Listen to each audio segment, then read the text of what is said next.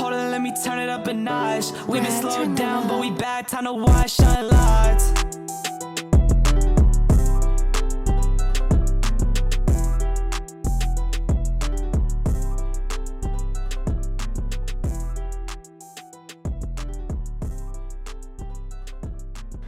What's going on, everybody? This is J.R. Smith here at Unlocked. This is our sponsored program. This is sponsored by All Access GTE.com. So make sure you unlock your All Access pass to go anywhere you want around the world or wherever for golf experiences as much as you can. Check us out. Welcome to Unlocked, the golf podcast. I'm Ryan Gano, and I'm with my co-host, J.R. Smith. What's going on? We have a very, very special guest today. Drafted, and correct me if I'm wrong, so if I mess up any of your stats, don't hit me. Drafted 8th overall in '88 by the Blackhawks. I'm sorry, can I cut you off for a second? Sure, JR. I'm just doing a great intro for... I think we have, I think our intro from here on out should be coming to the tee. Coming to the tee. There we go. Coming to the tee is the number 8th overall draft pick in 1988 by the Blackhawks. A 9-time All-Star, hockey legend. Some people think that he might be, and I know he's going to get mad when I say this, the greatest or maybe second greatest American-born skater in the history of the NHL. Ooh. Give it up for Mr. Jeremy Roenick. That's our golf clap, buddy. Golf clap for the first one. There you go. Golf clap. And I love the idea, the intro, JR. It's well done. So from one JR to another JR, that is good producing right there. But how about doing it like the Masters do it? 4. Yeah, 4 on the tee. Yeah. 4 on the tee. Well, we talked about this in one of the earlier episodes we had, JR. So it's gonna be weird. I got 2 JRs in my world right now. About going to Riviera. It's a really cool thing that they do at Riv when they announce you on the first tee, right? Yeah, it's you know what you remember the funniest actual tee offs that I can remember was Mickelson and Tiger, and classic. Tiger was getting ready to hit, and the announcer kept going off, and obviously giving Tiger the big ass squeeze, and just continued to show tournament after tournament after tournament, and Phil finally goes, all right. We got enough. They would have been there all day. They wouldn't have got the game in. So that was great. I'm really glad. I don't even know what tournament that was, but I'm really glad they got that on video because that was pretty epic. So JR, look, you know that this podcast, this is about golf experiences. Obviously, it's well documented that you are a lover of chasing the little white golf ball around. When did golf start for you?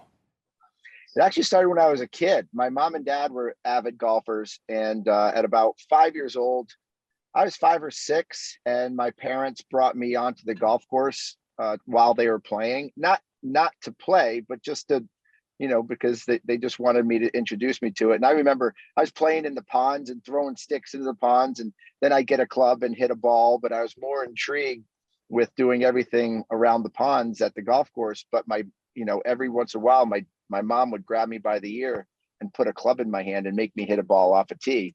Yeah. And I ended up just gravitating to it. And, we belonged to a golf course when I was growing up. So it was kind of a weekend thing for a long while. And then when I got to be about 11 or 12 in the summertime, when my mom and dad went to work, they would just take me and drop me off at the golf course at like 8 o'clock in the morning. And I would just stay at the golf course and play as much as I can and practice and hang out.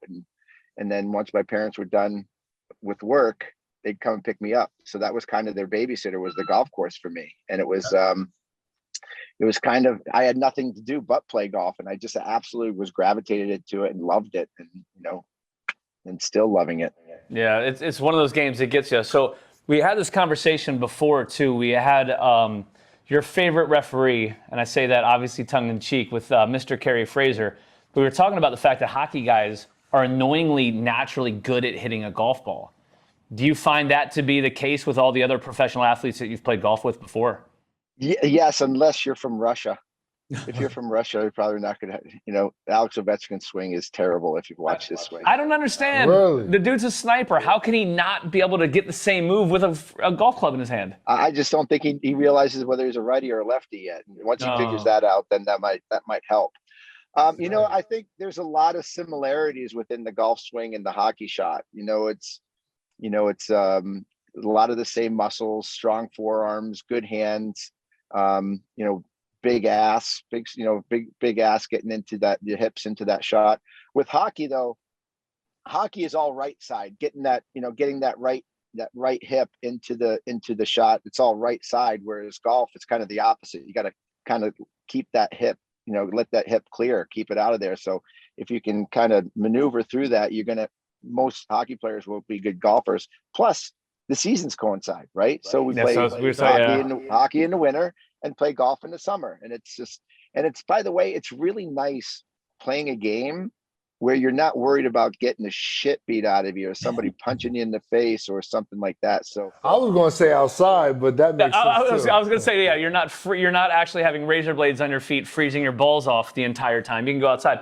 Correct. But there's actually a level of calmness to the game for us. So that leads me to a question. We've heard the story, but I'd love to hear it from your perspective. You talked about, it's cool to play a sport where you're not trying to get your ass kicked or being chased. Tell me about the first one when Hatcher caught you, and that story. Yeah, so this was in 1998. I'm playing for Phoenix Coyotes at the time, and Mike Modano was always my nemesis, right? So Mike Modano, who I think is the best American of all time ever to be born, and I would be in awe watching him play. So every time I played Mike Modano, and since I was a kid, since I was 8, 9, 10 years old, because it was always him and I, was always the big question, who was the best U.S. player growing up. So there was always that battle between us and that competitive level. And every time I played him, I tried to get the best of him, whether that was scoring more points, winning the hockey game, or physically taking advantage of him. And this one game, Mike came around the net and he passed the puck, and I caught him a little bit late and I knocked him out behind the net. It's probably not a good thing to do to the star player, but I took advantage of Mike having his head down, and Mike had to leave the game due to concussion.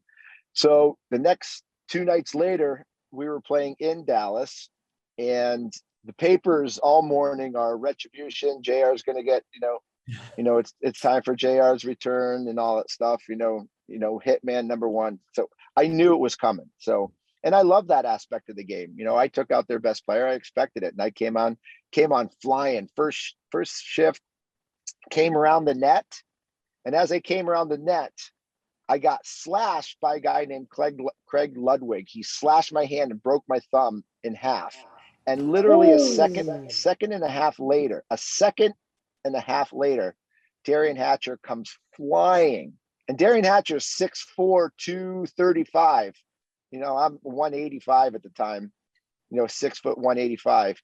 Darian Hatcher comes flying with his elbow and just crushes my face into the glass and breaks it in 5 different places. Breaks it over here, breaks it here, breaks it square down the middle, and then over here in 4 different places. And it was disgusting. It was so ugly. I went over to the bench. I skated over to the bench, and I'm literally, you can look it up on YouTube. I'm pulling my teeth almost out of my mouth, and my teeth are separating. And the lady in the first row goes down. She faints right in front of me, and blood's pouring out of my mouth. And my trainer goes, "Hey, bro, we got to get out of here. We got to go get you fixed up. And you broke your jaw pretty good." And I'm like, "No, that's not happening." He goes, "What do you mean it's not happening?" I'm like, "We have a 5-on-3 power play right now. We have a 5-on-3. I got to get a goal." And the best thing that I could ever happen is if I go back on the ice with my jaw shattered in 4 or 5 different places and go out and score a goal on this 5-on-3. So I stayed out there for the whole 5 minutes trying to score this goal, and guys would hit me, and I can feel my jaw flapping around.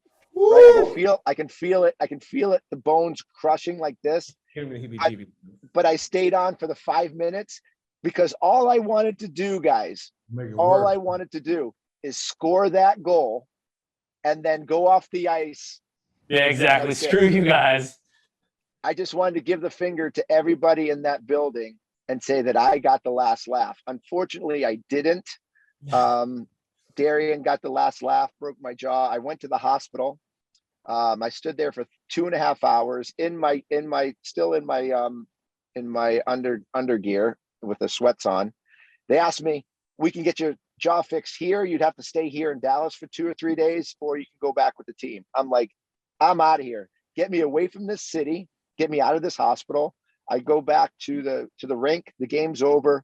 I take a quick shower. Now, no food, no drinks, no nothing, because I'm getting surgery the next morning. I had to fly from Dallas to Phoenix on the team plane with no painkillers. And I sat there spitting blood, because I remember my whole mouth is torn up, and I'm spitting blood into this cup while we're playing poker. And I actually won money playing poker too, and I'm spitting blood. But literally, we landed. Oh, that's crazy. A car picked me up, took me right to the hospital, and I got wired up, fully wired up, and jaw, slammed shut. And the crazy thing about this is the playoffs started in 3 days, and we ended up in the first round going 7 games against the St. Louis Blues. And I said, no way I'm missing this game. So 2 weeks after my jaw had been snapped all over, I put on my gear and played in Game 7 with a totally mangled jaw. And I didn't care whether I broke it again. I just wanted to win that hockey game. Yeah. So that describes the beauty and the also crazy side of hockey players. I mean, that's insane. Yeah. So Fraser was telling this story, and he said you skated over, and you're like, Fraser, he broke my fucking jaw, and he said you were spitting all over the place, and blood and teeth were everywhere. But he said the same thing. He said the fact that you stayed on to try to actually score a goal on that power play is pretty insane. Yeah. So I don't want anybody to get the best of me. And you know this story about Kerry. I love Kerry to death. And he tells this story all the time, playing in a game, and I'm skating up the ice and I'm flying, and this guy comes and trips me, and right in front of Kerry. And I got up and I said, Kerry, what the F, man? I said, how do you not call a penalty? That is a blatant trip. It's right in front of you. And Kerry goes, you just fell. I went, what? What? Hold on a second. I just fell. I'm one of the best skaters on the planet. I just don't fall. And he started laughing. He goes, what did you just say? I said, I'm one of the best skaters in the world. I just don't fall just to fall. So what's wrong with you? And he just started laughing. And he tells that story all the time. Yeah, I've heard that from his perspective. And the shock and awe of, he said, what did you just say? Is still there when he tells the story. 100%. Yeah. So, hey, let's go back to some golf. We have some just random golf things that we like to ask when we have people on the show. What is the best golf course in the world? The best golf course in the world. There's a couple I have on my list. Old Head is got to be one of them. I played Cypress now twice. It's the best walk in golf, and I never get tired of watching Augusta. I've had a chance to play Augusta once. I know those are all the other ones, but the one that I want to go to, which I think is unbelievable, is Cape Kidnappers out in New Zealand. Looks beautiful, doesn't it? Yeah, I got to get to Cape Kidnappers. So, well, hey, the good news is you got a guy who does golf trips for a living you can call. So what's funny is that every time JR has been at Cyprus, I sent him a text trying to be polite, but basically a middle finger text. Well, I am getting this. JR and I are actually playing it Wednesday, May 12th for the first time. I just heard something. I don't know if I should say this, but I just heard something really cool about Cyprus. They actually have casitas, like 4 casitas. And if you can find a way to get into the casitas to be the guest, so if your member gets you in there and you pay to stay in the casitas, you can play all day long, and you can eat on the back patio. You can do all the stuff that you need to do. And you could literally just go out to the clubhouse, to the pro shop, and say, we want to go play. And you can just play and play and play and play I'm making a You said text. casitas, right? Yeah, can we spell casita? I'm literally going to text my guy here, and when we're done, I'm texting him. So that to me would be like one of the best trips of all time. well, I remember you talking to our mutual friend up in Detroit, Chris Blaine, right? And he said the same thing. He said the walk at Cypress is just unparalleled. So It's the greatest walk in golf, especially when you cross the street to go over to 15.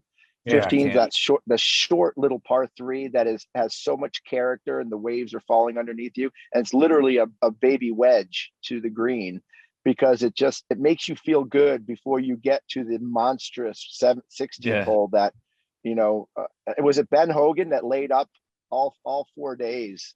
Yep.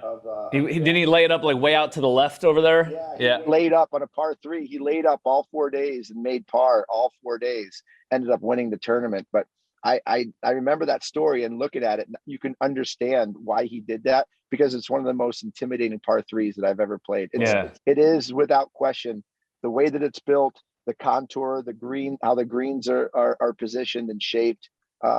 It's especially to the look of the ocean, it's the best walk in golf. So I have a random Cypress question for you. Did you see recently that somebody kind of unearthed or saw, or I don't know exactly where it came from, what the original plan was for the 18th tee box at Cypress?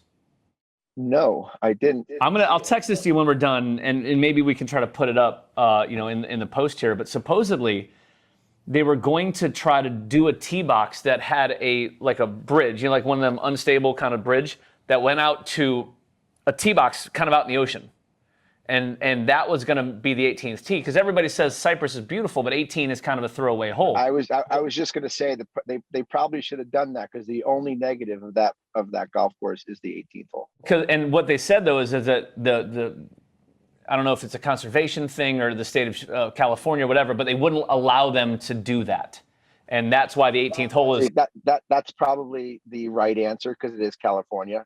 Yeah, we know. Hey, we got a new California resident over here. He gets that. Yeah. Let me ask you this. Bills come to New Jersey, so I am a New Jersey resident. New Jersey resident, my bad. So let me ask you this: what golf course have you yet to play that you really, really want to? Oh man, that's again. Hard to answer. Probably, you know what? I will tell you. To be honest, it's the dunes there, up in Oregon. Bandon. Bandon Dunes. Yeah, I haven't played Bandon Dunes, but I would love to be able to bring a bunch of buddies up there and just do nothing but golf.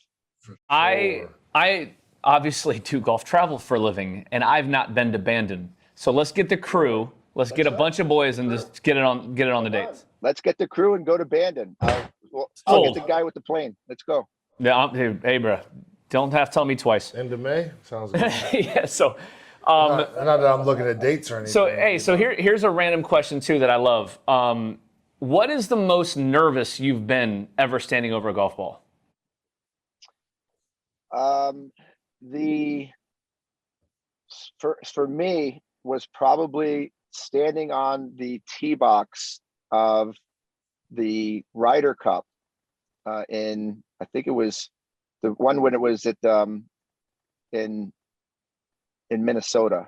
The last one was at 2016 at Hazeltine. At Hazeltine. Yeah, what year was that? Our crack research staff will get us that date here shortly. Yeah, so I played in the celebrity game of the Ryder Cup. Yeah. And I remember it was right after their practice round. So it was packed with people. Yeah. There's like 25, 30, 40,000 people surrounding the first hole, like all the way from around the tee box and all the way around the hole. Like literally, it was, if you miss, you're hitting somebody for sure. And well, the good news is if you hit them hard enough, it'll be back in the fairway. Well, I was so nervous standing up there. About five minutes before I was getting ready to tee off, I'm looking at everything. Literally, my stomach, I could feel my stomach churn. So I ran into the clubhouse really quick, and I ran to the restaurant, and I asked the bartender, just give me 2 shots tequila real quick. Like just 1, 2, threw down 2 shots tequila. It kind of settled me a little bit, kind of got kind of got a little bit of a buzz going, and I went to the tee box and I ripped it right down the middle. Nothing bothered me after that. So that was the key to that swing. Knock the edge off, baby. Hey, do you ever remember a moment in your hockey career where you felt that level of, I need a shot, nervousness? Because golf, I feel like golf evokes different emotions than your natural sport, so to speak. Well, obviously, and I think JR, you'll understand this and know what I'm saying. You don't get nervous when you're in the game, because when you're in the game, you're just flowing, right? Yeah. Your adrenaline gets up and everything just comes natural. So when you're actually playing, the nerves are not there. The most nervous that I've ever been was 1990. It was actually my first real full season in the National Hockey League. And we're playing the Edmonton Oilers in round three of the playoffs. We're round 3. We're one game away from the Stanley Cup final.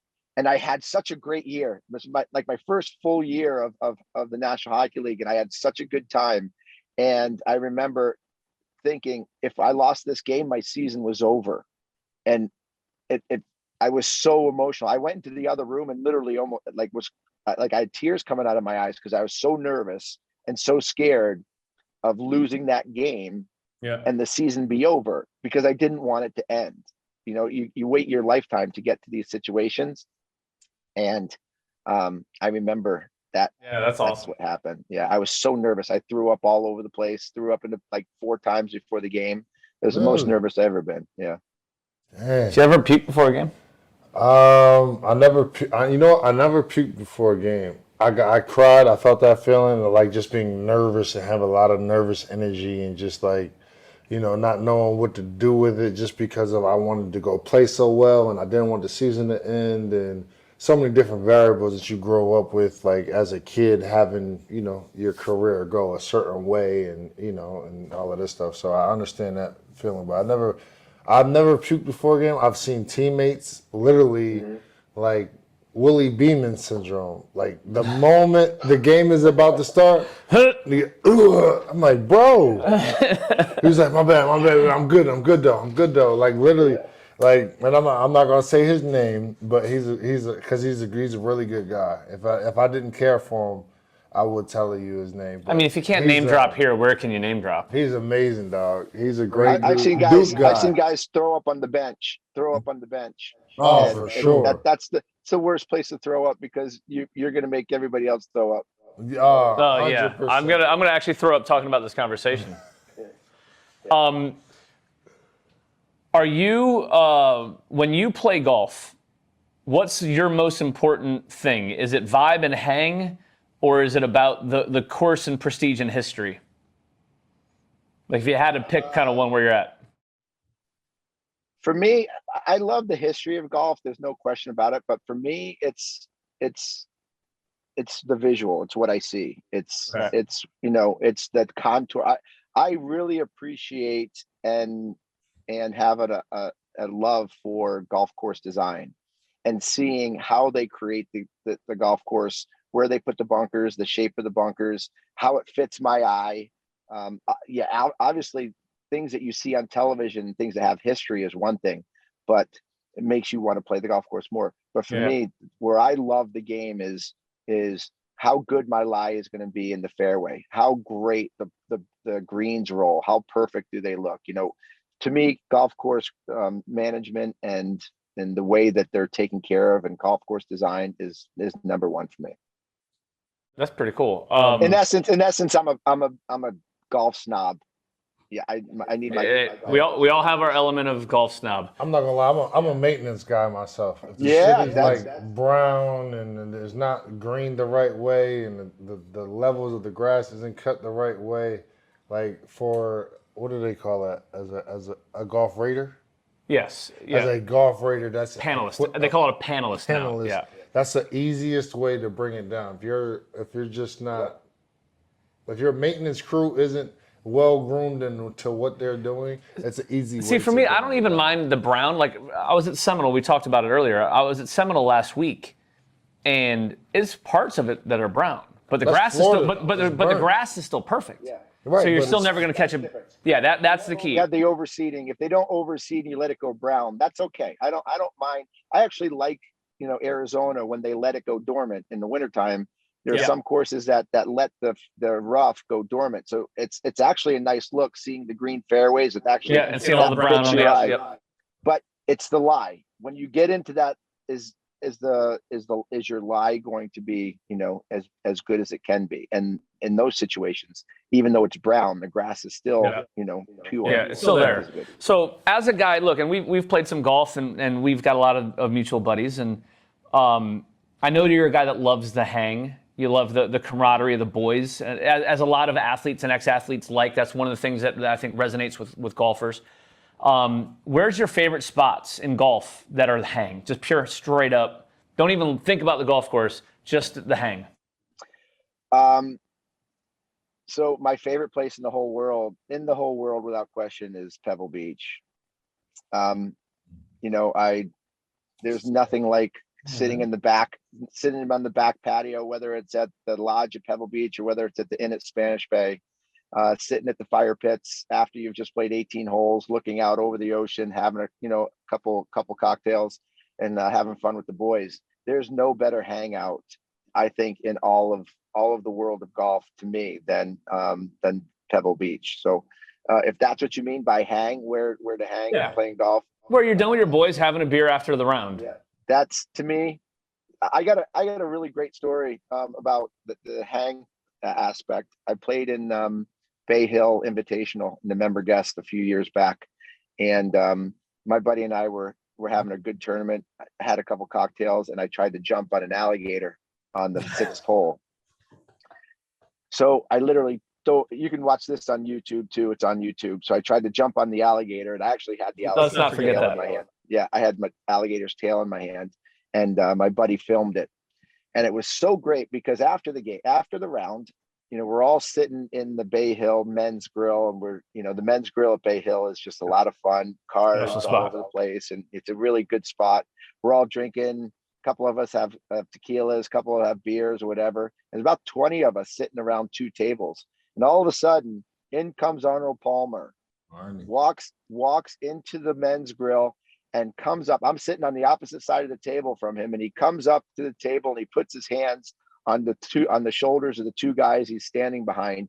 And he looks around and goes, "Gentlemen, how was the round today?" We're like, "Oh yeah, it's all good. It's all good." Arnold looks at me and goes, "Hey, hockey boy, will you leave my alligators alone? They're scared shit out there right now." And I went, "Yes, Mr. Arnold, I'm sorry. I didn't mean that. I'll leave the alligators alone." He's like, he starts laughing at me. I was like, dude, he called you hockey boy? That is fantastic. He called me, "Hey, hockey boy, will you leave my alligators alone?" You got yelled at by Arnold Palmer. Yep. It was like the best.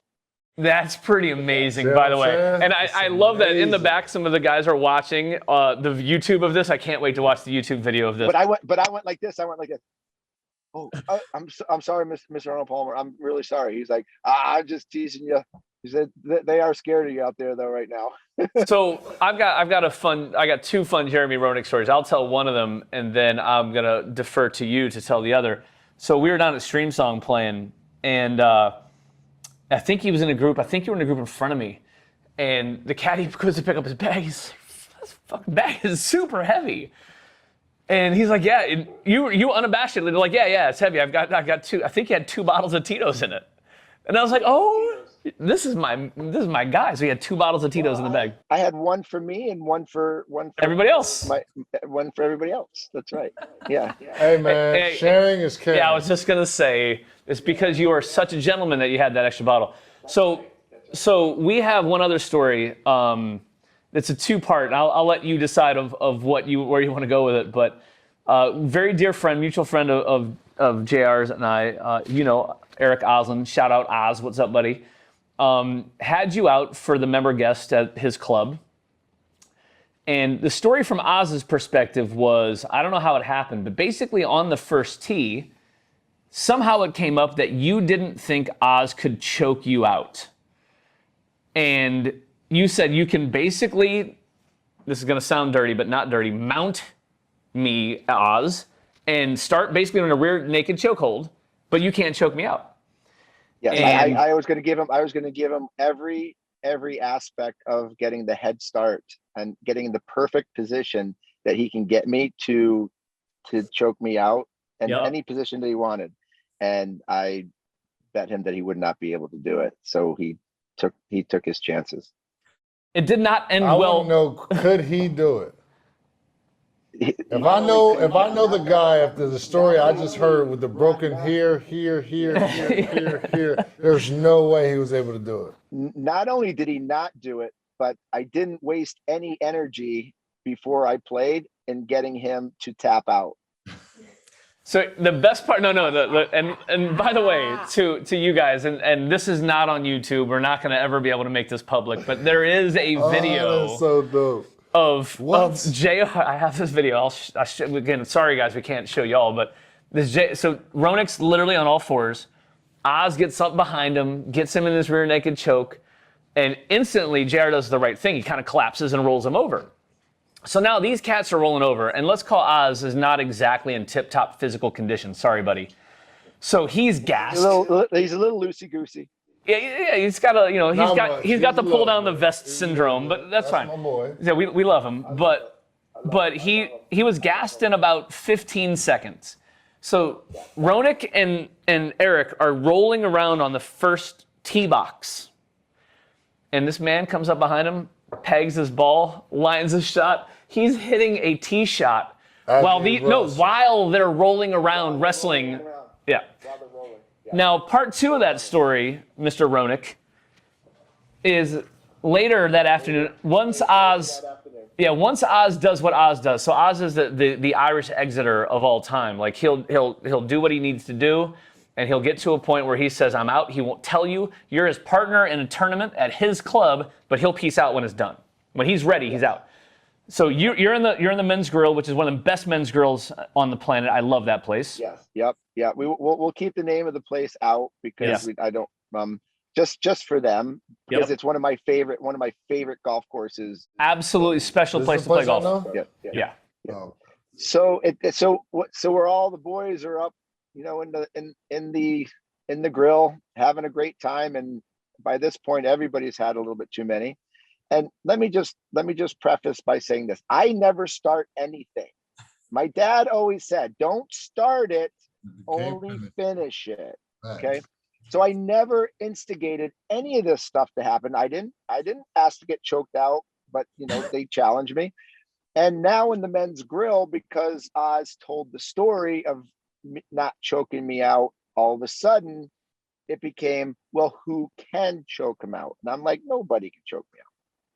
And there's this big guy, big, strong guy, looked like he could have been a wrestler sometime, big guy. He goes, I'll choke you out. And I'm like, yeah, no, you won't. And then they all started taking bets. I'll choke you out. I'll choke you out. I'm like, no, you won't. So anyway, everybody was taking bets and everybody was doing their thing. Well, I don't want to cut you off. Do they know who you are? Oh yeah, they knew who I was. He played in the city. That's what I'm saying. That's the worst. The size difference is crazy nuts, right? It's crazy nuts.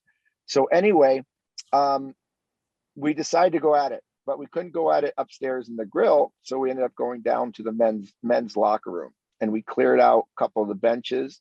And the two of us just went toe to toe in a wrestling match. We ended up breaking. Oh no, this escalated. So this is a time frame. It's like an hour, 2 hours. You thought this through.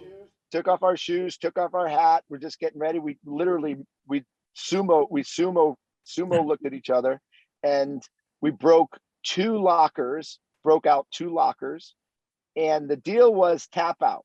Okay, like you go till tap. Okay, so. It's not who gets somebody down. It's going till, okay, I can't go anymore. And we rolled around on the floor. He had me in some stupid positions. And sometimes I don't play fair because, if I'm going against somebody a little bit different, I'm not going to play fair. It's only unfair if you get caught. So I have like the stupidest, strongest legs from my hockey days, right? And I found this position where I got my legs surrounding this cat's stomach, and I squeezed the living shit out of this guy where he couldn't breathe. And then when he couldn't breathe, I took my two fingers, and I shoved them right underneath his chin, up into his. Felt like my fingers are going up into his brain, and he couldn't move. Between my legs getting them and my fingers jabbing him right through his brain from underneath his chin, he had to quit. He had to tap out, and I think he was getting ready to go out. Yeah, he was gonna go night after a while. Yeah, it was about ready to go night, and he probably got the best of me of being on top the most, but he was the last one. He couldn't go because that's all that matters. He had to tap. Stop him. You indeed finished it. That's a brilliant story, and I got suspended for 90 days from the golf course. Couldn't play there for 90 days. So. Oh, you were a member there? No. He got suspended from a club he wasn't a member of. No. That's like world class. That's amazing. Yeah. What's funny is so our mutual friend that's happened with literally sent an email the next morning because he woke up to about 1,000 texts and videos and stuff. So he sent an email saying, I will, kind of sit out for, I think, what do you do? Set out 45 days or something? But you know what? This club is such a world-class, first-class, awesome club that they don't hold grudges. Oh. Right? I played there probably 2 weeks after my 90-day suspension was up. And I saw the head pro there like, hey, JR, great to see you back again. Let's keep it clean today. Let's keep it clean. No wrestling matches, but they're just first class people at one of the most first class country clubs on the planet. Yeah, it is a wonderful spot, and again, no poor reflection upon the club because it's a pretty awesome spot. What state? Yeah, I can't. You can't tell me what state it was in? Arizona. All right. Oh, okay. Arizona. I think I know where we're at. Yeah. Hey, what's your go-to cocktail on the golf course? Right now it's vodka. So it would be a vodka soda with a splash of cranberry. But the best golf drink ever, in my opinion, is probably a tequila fresca. Bro. Wait, hold on, JR. No, you're not going anywhere. So we don't have an alcohol sponsor for our podcast here at Unlocked yet, but this and Fresco was consumed by Mr. Smith. I'm actually empty. The tequila fresca, there's nothing like it, my friends. There's, you can get the transfusion all you want. I'll take a tequila fresca any day of the week. Hey, that's pretty good. I was just playing with somebody who just had that. He's multiple times too. What while he's thinking of who is the best non-professional golfer you've ever played with? Joe Hayden. Oh, there you go. Non-professional, like pro? Yeah, not a pro athlete. Best non-pro golfer, athlete, celebrity, whomever. Mark Mulder. Oh man, watching him play at that Tahoe, man. Mark Mulder, Brett Hall. These guys, Mark Mulder is just like ridiculous. What's your number right now, JR? You know who also is Jack Wagner. Jack Wagner's a player, man. He can move the ball. He can shoot. He can go low. Is he a Bel Air guy? He is a Bel Air guy. Yes, he is. Because Bel Air's got some guys. I know Marty Fish always comes out from Bel Air and does. Yeah. Sure. Pete Sampras is out there. All them. Yep. So speaking of vibe and hang, we talked about that on one of our episodes earlier. That I think Bel Air is one of the just absolute best places on the planet. I love every part of it. I was just out there like a month ago. Did you see it redone? It's on. Yeah, the course? Oh, yeah. I've seen the course a couple times since the redo. I'm excited to see what the clubhouse, I saw the plans for the new clubhouse. Yeah. And they're basically moving everything back to extend the first tee. And it's cool. The only thing staying of the clubhouse is the elevator. Oh, yeah. Yeah, the elevator. So they're building kind of around that elevator. Because, I mean, what cooler experience is there than to walk in those tunnels at Bel Air and take the elevator up to the 10th tee? See, I feel like the elevator should be... I love it. Yeah, like I feel like the elevator should be like... I feel like everything should be down. And then once you get off the elevator, you open up to the first tee. The problem is, though, is that because the elevator literally is built like through a freaking side of a cliff, there's just no moving. Like I'm not saying move it. I'm saying because they're pushing everything back, they want the par 5 to be longer. So when you open it up, just when it hits ding. Oh, just open it up like, oh, right in front of you. Right. Oh, okay. Because I think it should open up to the bar. Ooh. Oh, there you go. I mean, you were wise. You were a wise man. Young Padawan. What is your favorite logo in golf? What club has your favorite logo? Wingfoot. Dude, Wingfoot's like damn near unanimous at this point. Sure. Absolute, just phenomenal. You know, it reminds me of that. It reminds me of that that delivery service that used to have the foot with the wings. You know, what's that? Yeah. I can't remember the name of that old fashioned. I don't know which oldie, but Wingfoot. Yeah, Wingfoot is just. I mean, it's one of the coolest places. Yeah, you could it's ever funny. One of the best talking about hangs. The grill and the patio at Wingfoot is pretty exceptional. It's exceptional. I love that place. Yeah. It goes hand in hand, but when I see Wingfoot, obviously you think of like Goodyear and everything Yeah, else that comes with like tires or whatever. So when I see the Wingfoot, it's just like almost like sets the standard for golf in a sense, you know. There's something really, really cool, and it's funny too because it's Baltusrol's logo's got like the wings coming out the side of the golf ball, and that's an underrated one. It's not still as cool as Wingfoot, but it's like that's an underrated That's how logo. Olympic is with the O and the wings come out the side. Olympics is pretty solid too. It's awesome. What is the best first tee or most intimidating first tee shot in golf?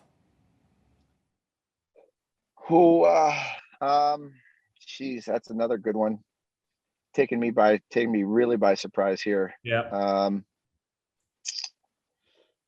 God, I'd have to think about that one. That is. PV says you can't hit 2 off the first tee. There's a little sign right there. Yeah, just no mulligans. Just so you know, at Pine Valley. No mulligans at Pine Valley. And I love the one. And when you go to Wingfoot, they say you must basically take a mulligan. Yeah, Pine Valley is a great first tee, and I do love that. You know, it's there, and Cypress. That there's, you know, Cypress is you feel really bad if you have to put up another first tee.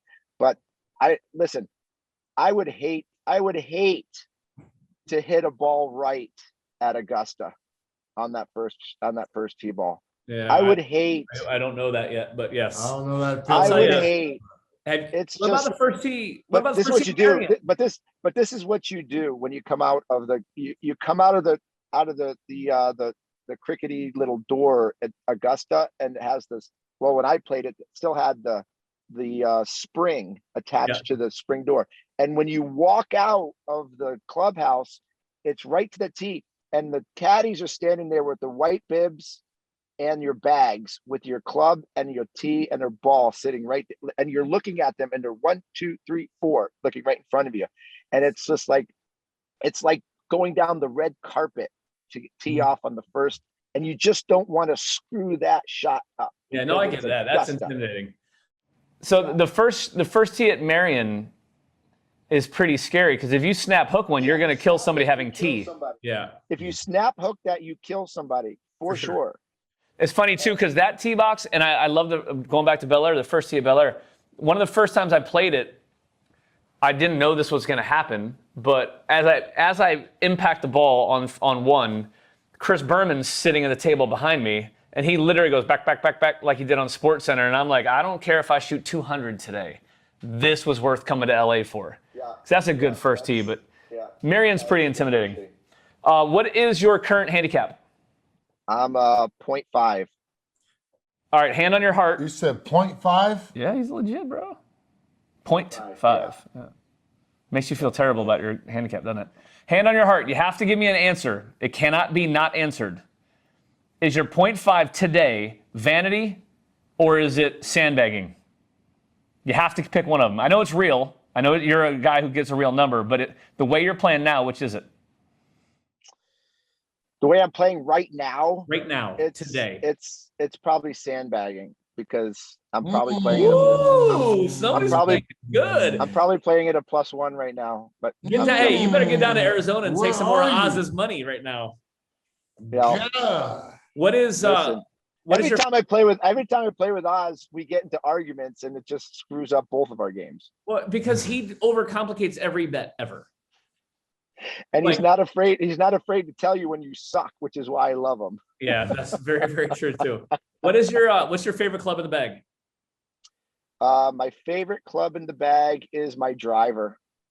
Absolutely love my driver. My driver is I hit the Ping G400, and just sitting over it, I feel like I'm gonna pump it down the middle every single time, and that saves me most of the time. I wonder what that feeling's like. Really?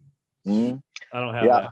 A lot of people don't like the driver, but I'm the driver. To me, if you're in the fairway, you have a chance of making par everywhere. So for me, that's it.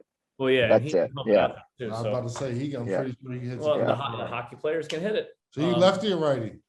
I'm a righty. Yep. My worst club in my bag is my putter. Welcome to the club, brother. Welcome to the club. Yeah, we've had this conversation a few times. If I could putt like Spieth, damn. Because I hit 16, 17 greens around, and where I get into trouble is 3-putt. I shot 73 on Sunday with 3 3-putts on the back 9, and I'm like, what's just pissed me off with some putting. I don't know if I want to play with Jeremy right now. No, I'm not. If he's playing at a +1, nope, I'm good. The game is not there yet. We played over at Philly Cricket. Another great golf course. Yeah, man, I love it. I'm one of my favorites for sure. Yes, no question. Yeah, I'm blessed to call that place home, because I really do believe that. I love it there, but man, nothing's moving right, bro. It's early in the season here. That's what I got to keep telling myself. It's been cold here. It's okay. Well, if you've played more than once, you're probably thinking about it now. The first time you play is good. Second time, third first time, you fourth play, time, it's just see ball, hit ball. Yeah. You don't overthink it. Like, look, I'm playing golf. I don't give a shit what happens. Hit next time you're like, oh, yeah. I would have been happy to shoot 78 the other day. That's what I'm saying. Then you go out shoot 78, and then you come back and like, no, okay, I'm going to dial in now. No, you shoot 87. Yeah, it was bad. We had a bad showing the other day.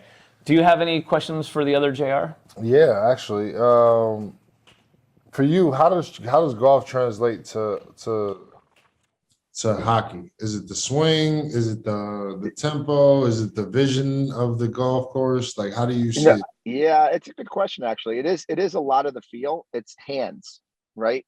In hockey, it's a lot of hands, because eye-hand coordination, and to be able to pick up the puck, to be able to stick handle, make those passes. Everything that we do is hands. So for me, I think a good golfer has really good handwork. I mean, to be able to get those hands through the ball, get the hands, the timing in golf is huge. And with hockey, timing is huge, because you get in the pass from the side, and you got to one-time that shot while someone's trying to get you. That's all timing. Right. So for me, that it's the timing with the stick, timing with the ball, timing with the puck. And I know a ball is sitting still, but everybody knows how hard it is to hit a ball that's standing still in golf.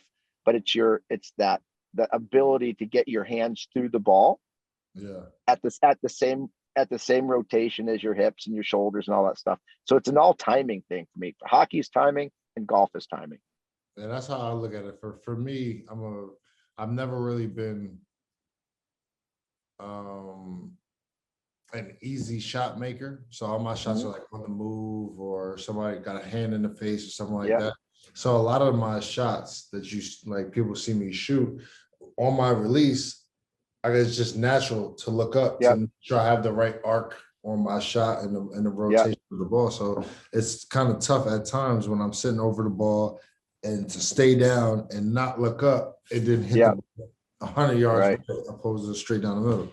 Isn't it great though? Because I can imagine when you were shooting the shot, a free throw, or shooting a three, or just a jumper or fadeaway, that ball, when it rolled off your hand perfectly, how good it felt, and you knew it was going in, right? It's just like a golf swing. When you hit that shot, it hits dead in the middle of that club, and there was nothing that was impeding that swing.